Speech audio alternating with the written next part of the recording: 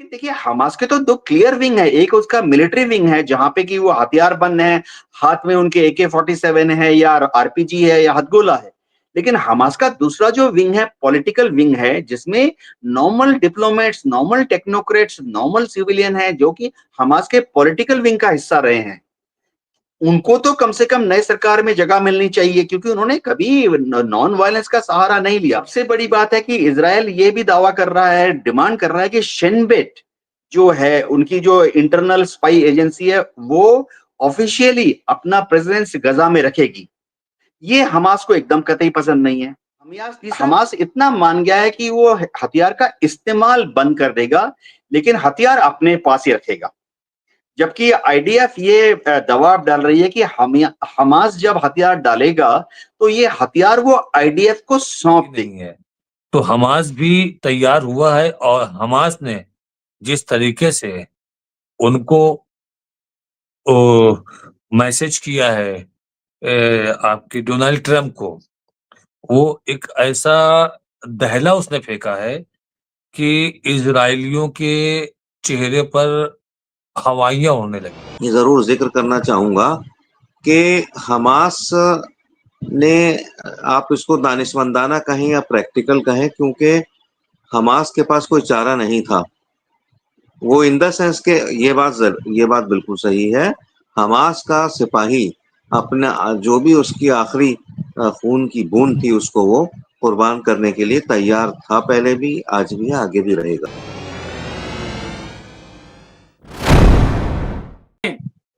बहरहाल मैं शुरुआत करूंगा ग्रुप कैप्टन उत्तम कुमार देवनाथ जी आप ही से, क्योंकि आप वॉर एक्सपर्ट हैं और बड़ी वॉर देखी हैं, बड़े समझौते मुआहदे देखे हैं, 35-40 साल का आपका तजर्बा है। कैसे देखते हैं ये जो समझौता हुआ है? हालांकि डोनाल्ड ट्रंप के कहने के बावजूद इजराइल अभी रुका नहीं, अब भी वो हमले कर रहा है, लेकिन रुकना तो पड़ेगा ऐसा लग रहा। बकौल आपके, आप जैसे बोलते हैं कि रुकना तो पड़ेगा। तो कैप्टन साहब जरा थोड़ा से हमें इसके बारे में बताएं पूरा। शुक्रिया डॉक्टर रिजवी। देर आए दुरुस्त आए, लेकिन कम से कम लग रहा है कि फाइनली इस युद्ध के 2 साल होने के समय यानी 7 अक्टूबर तक युद्ध विराम लग जाएगा।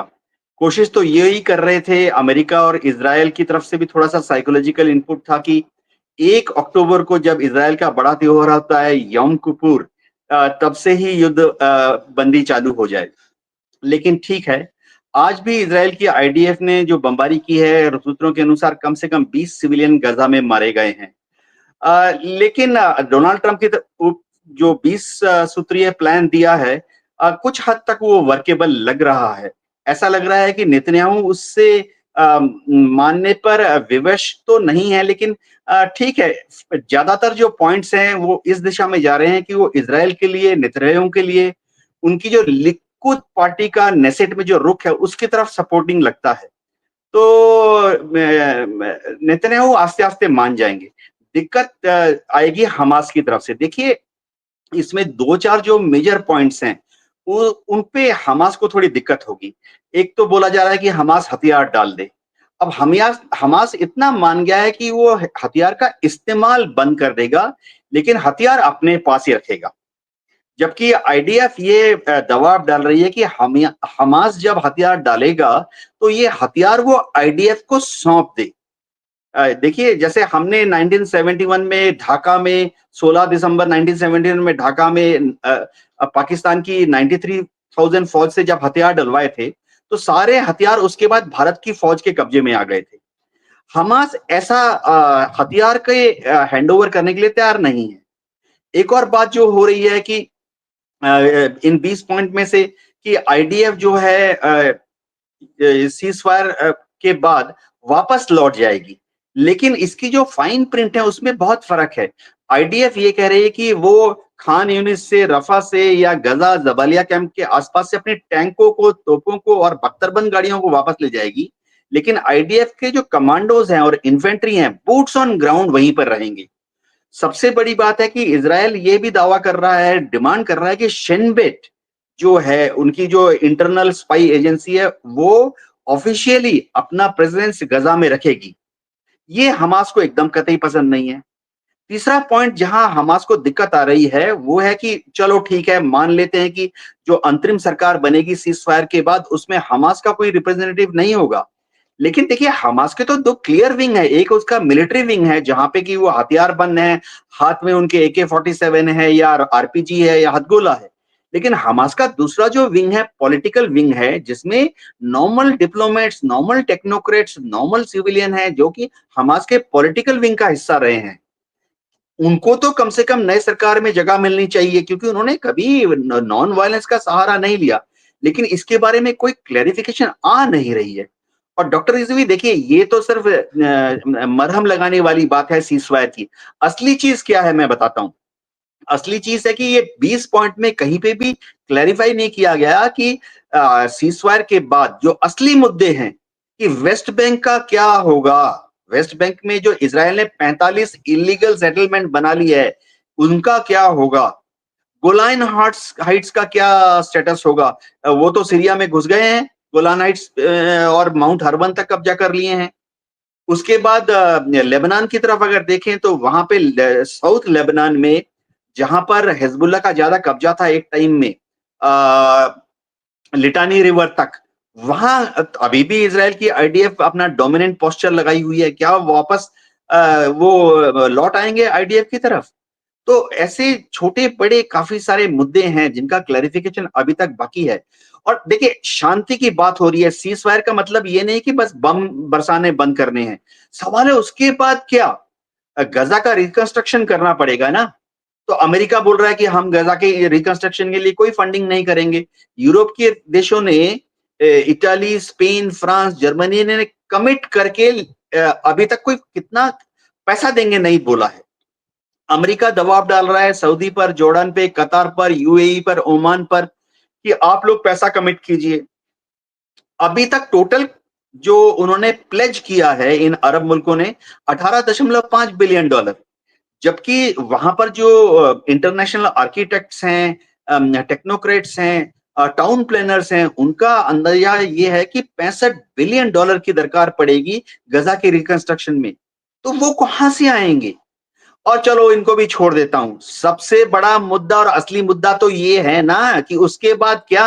क्या फिलिस्तीन के लोगों को ओस्लो अकॉर्ड के तहत, जिसमें कि इज़ाक रबीन ने 1992 में, 1995 में साइन कर दिया था, क्या ओस्लो अकॉर्ड के तहत गजा के लोगों को, वेस्ट बैंक के लोगों को अपना एक 2 स्टेट थ्योरी के तहत अपना एक देश मिल जाएगा।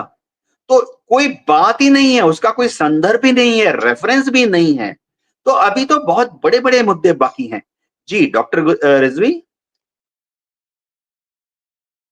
इसीलिए अभी जो खबर है वो यही है कि वहां बातचीत चल रही है। वहां पे अभी ऐसा नहीं है कि कोई फाइनल वो आ गया है, लेकिन बहुत सारी बातें जो मुनासिब थी उसे मान लिया। और इसीलिए शायद इजराइल जो है वो अभी कह रहा है कि ये डोनाल्ड ट्रम्प सिर्फ नोबेल पीस प्राइज के लिए कुछ शर्तों को, क्योंकि कुछ चीजों पे जिनका आपने जिक्र किया उस पे अभी भी कतर में डिस्कशन हो रहा है, अभी भी बातचीत चल रही है। बहरहाल मैं सबसे पहले एक एक करके रिएक्शन लूंगा, क्योंकि देखिए 2 स्टेट सॉल्यूशन तो उन्हें करना पड़ेगा। ऐसा नहीं है कि क्योंकि अगर ऐसा नहीं होगा तो झगड़े, लड़ाई और ये सब कभी रुकने वाला है नहीं।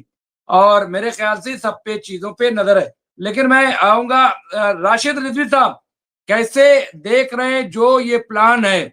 क्या आपको लग रहा है कि इसमें कितनी ये इम्पोर्टेंस है ये, क्योंकि ऐसा नहीं है कि हमास ने पूरी तरीके से उसे कबूल कर लिया, लेकिन दुनिया में एक ये मैसेज जरूर दिया हमास ने, क्योंकि सब खैर मकदम कर रहे हैं कि हमास ने बड़ा अच्छा किया कि इसे मान लिया। लेकिन सबको पता है कि किन किन चीजों पे, जैसे कैप्टन साहब ने बताया। आपको क्या लग रहा है हमास किस हद तक जा सकता है? देखिए, हमास भी थक चुका है और जो दुर्दशाएं वहां पर हो रही गाजा में, हम लोग तो बहुत दूर हैं। हम लोग खाली सोशल मीडिया पे फोटोज, वीडियोस देख करके विचलित हो जाते हैं। हम लोग के दिल आंखें भर आती हैं। लेकिन जो हमास के लोग अपने आंखों के सामने देखते हैं, तो वो भी उनको भी कहीं न कहीं लगता है कि एक मर्तबा हमको ये श्योरिटी मिल जाए कि इज़राइल दोबारा कोई ऐसी हरकत नहीं करेगा हमारे साथ, हमारी ज़मीनों को कब्ज़ा नहीं करेगा। ये इंटरनेशनल लेवल पर हमको श्योरिटी मिल जाए, तो हम हथियार क्यों उठाएँगे? उनके हॉस्पिटल तबाह हो गए, उनके स्कूल कॉलेजेस तबाह हो गए, उनके आशियाने तबाह हो गए। कोई अपने आप को इस तरीके से तबाह नहीं करता है, जब तक उसके पास कोई विकल्प बचता ही नहीं है। तो हमास भी तैयार हुआ है और हमास ने जिस तरीके से उनको ओ मैसेज किया है आपके डोनाल्ड ट्रम्प को, वो एक ऐसा दहला उसने फेंका है कि इज़राइलियों के चेहरे पर हवाइयाँ उड़ने लगी। नेतन्याहू यही सोचते थे, आईडीएफ यही सोचते थे और उनका ऑफिस भी यही सोचता था कि हमास इस चीज़ को एक्सेप्ट नहीं करेगा। लेकिन हमास ने जब और हमको मौका मिल जाएगा, वो एक्सेप्ट नहीं करेगा, हमको खुल के लाइसेंस मिल जाएगा मारने का। तो जब हमास ने कहा कि हाँ, हम सीज़ फायर को तैयार हैं, हम बातचीत करने को तैयार हैं, हमें कोई उस पे एतराज़ नहीं है, तो ये चीज़ें इज़राइल को हज़म नहीं हुई। इज़राइल में जो भी आपके कॉलम निगार हैं, जो उन्होंने जिस टाइप से अपने पोर्टल में न्यूज़ डाली है, उन्होंने यही दिखाया कि नेतन्याहू और उनका ऑफिस सोच कुछ और रहे थे, हो गया कुछ और। हमास ने खत्म कर दिया सारे मुद्दों को और इनकी सारी आकांक्षाओं को खत्म कर दिया। तो अभी कम से कम इतना तो हुआ है कि जो बुरी तरीके से जेनोसाइड चल रहा था, उसमें रुकावट आई है और जिस तरीके से लोग डरे सहमे रहते थे, उनमें आज कई वीडियोस देखे कि बच्चों में, लोगों में खुशियों की लहर थी कि अब हम पे हमला नहीं होगा। उसके बाद भी इज़राइल ने इक्का-दुक्का हमला किए हैं। यहाँ तक कि अपने ड्रोन से उसने कुछ छोटे-छोटे बम गिराए हैं, तंबुओं में आग लगी है। यानी वो ड्रोन अपनी हरकत से शैतानी वाली हरकत से बाज नहीं आ रहा था। जबकि इसका सुबह ही मैसेज आ गया था डोनाल्ड ट्रम्प का कि इज़राइल हमला रोके। उसके बाद तो एक भी हमला नहीं होना चाहिए। उसके बाद तो हमास ने भी किसी के ऊपर कोई फायर नहीं किया, हमास ने कोई रिएक्ट नहीं किया। मगर इन्होंने 2-3 छुटपुट घटनाएँ की हैं। एक कहावत है चोर चोरी से जाए, हेरा-फेरी से ना जाए। तो वही हाल है, ये शैतान लोग हैं, ये आज खामोश हो गए हैं।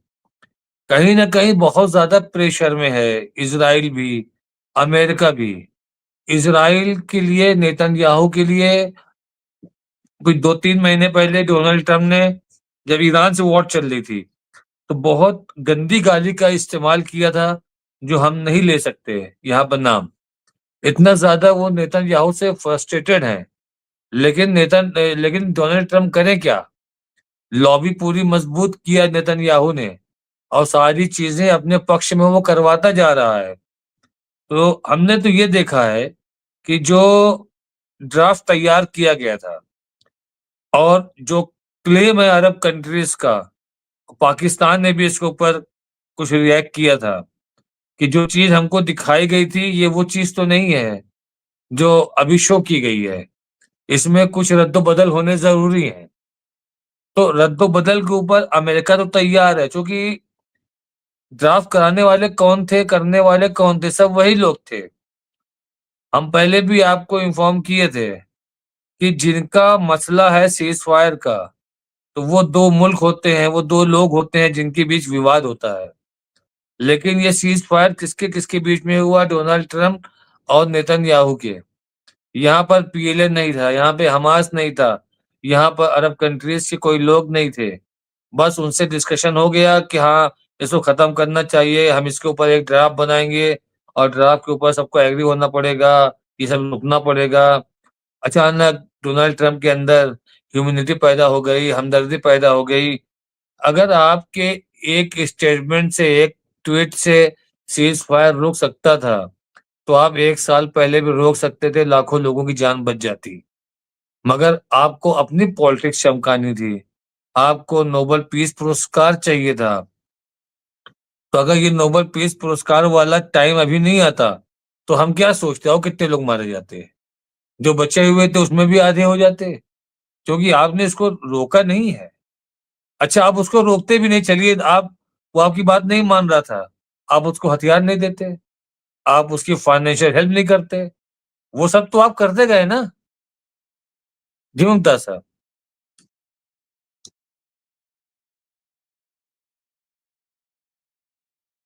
बिल्कुल ये सही है कि जाहिर सी बात है कि इतना आसान नहीं था, और ये आप सही कह रहे हैं कि इजराइल की जड़ें और जो की पोस्ट हैं, जो अहम जगह है, वहां पे सब इजराइल के लोग बैठे हुए हैं, और इजराइल बहुत स्ट्रांग है। इजराइल जो है सिर्फ इजराइल के अंदर नहीं है, बल्कि पूरे अमेरिका में इजराइल है, और इजराइल की ही हुकूमत चलती है। तो इसमें दो राय नहीं है कि वहां कोई भी प्रेसिडेंट आए, सबको अपने कब्जे में ये इजराइल लेता है, इसमें कोई शक नहीं, कोई दो राय नहीं, और सब इस बात को जानते हैं। लेकिन इसके बावजूद यहाँ पे दो खबरें, एक तो ये कि जयदीप साहब ने कहा है कि ग्रेटा थनबर्ग के साथ मारपीट की गई है। इजराइल ने जबरदस्ती इजराइल का झंडा चूमने पर मजबूर किया, और इसके अलावा धावा बोलते थे, और खाना पानी नहीं देते थे। ये बात उन्होंने यहाँ पे कही। इसके अलावा एक और चीज जो नसीरुद्दीन साहब ने कही है, और मैं समझता हूं बहुत इंपॉर्टेंट है, उन्होंने कहा कि अमेरिका ने हमास के एक ट्वीट को लपक कर मामले को संभाल लिया, जो इजराइल एक बहुत बड़ा हमला करने की साजिश कर रहा था। और आगे उन्होंने कहा कि जब ये हम लोगों को साथ, अच्छा, ये बात जो कही जा रही है, और जैसा कि राशिद रिजवी साहब ने भी कहा, तो मैं आऊंगा फिरोज बख्त अहमद साहब, क्या आपको नहीं लग रहा है कि जो गेंद बॉल बड़ी खूबसूरती से सजा कर हमास के पाले में डाली गई थी, और एक जाल बना करके, और इजराइल को लग रहा था ये मानेंगे नहीं और हमें मौका मिलेगा कि पूरी तरीके से मार दें, और दुनिया कहेगी कि साहब, वो जाहिर बात है कि अमेरिका साथ खड़ा हो जाता फिर। लेकिन हमास ने जो फैसला लिया, यूएनओ से लेकर के पूरी दुनिया ने उसका इस्तकबाल किया, और हमास ने बड़ी खूबसूरती से एक बातचीत को भी आगे बढ़ा दिया अपने पैगाम के जरिए। क्या कहेंगे, ये कितना दानिशमंदाना ये कदम उठाया हमास ने?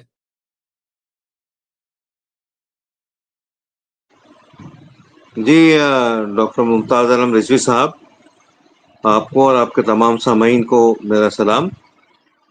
देखिए, ऐसा है कि हमास ने जो भी इक़दाम उठाया, ये बड़ी कीमत देने के बाद इसको उठाया गया।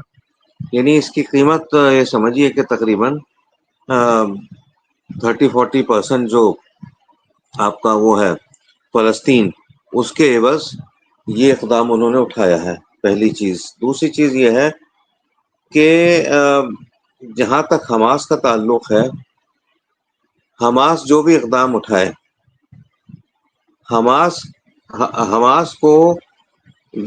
की विक्ट्री सिर्फ उसी सूरत में होगी, नॉट मिलिटरीली। उनके पास हथियार हैं, जो भी कुछ है, कि जब अगर कोई नया सिस्टम बनता है जो कि अभी तक बना नहीं है, उस सिस्टम में, उसके सिविल सिस्टम में, या उसके डेमोक्रेटिक सिस्टम में, या उसके ये जी अगर वहाँ कोई इलेक्शनरी होती है, उस सिस्टम में हमास को रखा जाए। वो तो अभी बड़े दूर की बात है, दूर की कौड़ी है, अभी उसको तो हम मतलब एक मज़ाक़ा ख़ेज़ बात होगी उसको डिस्कस करना। लेकिन यहाँ मैं ये ज़रूर ज़िक्र करना चाहूँगा कि हमास ने, आप इसको दानिशमंदाना कहें या प्रैक्टिकल कहें, क्योंकि हमास के पास कोई चारा नहीं था। वो इन द सेंस के ये बात बिल्कुल सही है, हमास का सिपाही अपना जो भी उसकी आखिरी खून की बूंद थी उसको वो कुर्बान करने के लिए तैयार था, पहले भी, आज भी, आगे भी रहेगा। लेकिन ये है कि इन द लॉन्ग रन उन्होंने प्रोज एंड कॉन्स सारे सबको उन्होंने तोला, उन्होंने बैलेंस किया, तब जाकर के उन्होंने फैसला किया कि हम इनकी कुछ शराइत को मान लेते हैं ताकि रोजाना जो बमबारी हो रही है रुके। हमास ने तो कुछ शराइत मान ली, लेकिन जो सेहूनी इसराइल है वो बाज नहीं आ रहा है।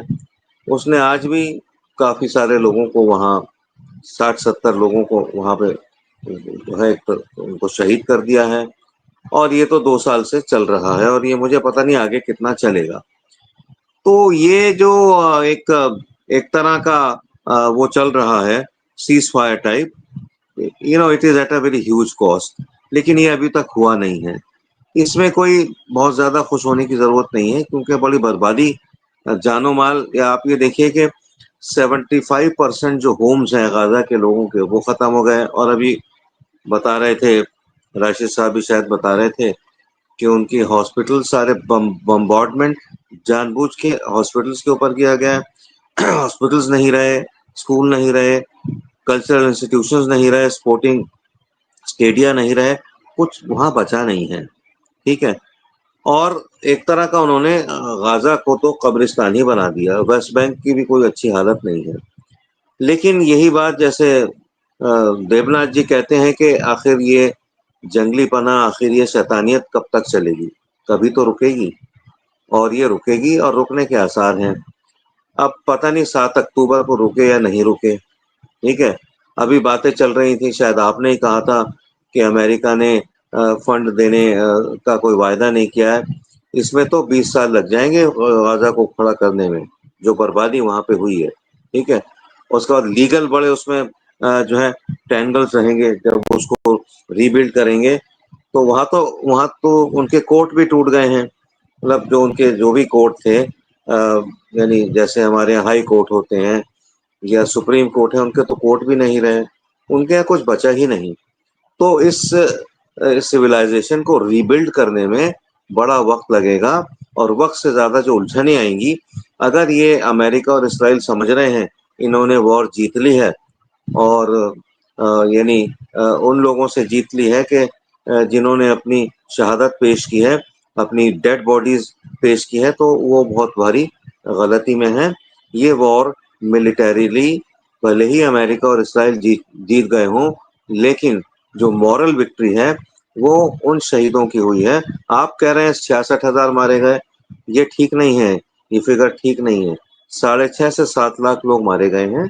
और गूगल का जो वाइस प्रेसिडेंट है, इंसिडेंटली नाम उनका मेरे जहन से स्लिप कर गया, उन्होंने ये कहा है मतलब 1 महीना पहले कि 6.5 लाख लोग मारे गए हैं, और अब तो मेरे ख्याल से 7 लाख लोग मारे गए होंगे।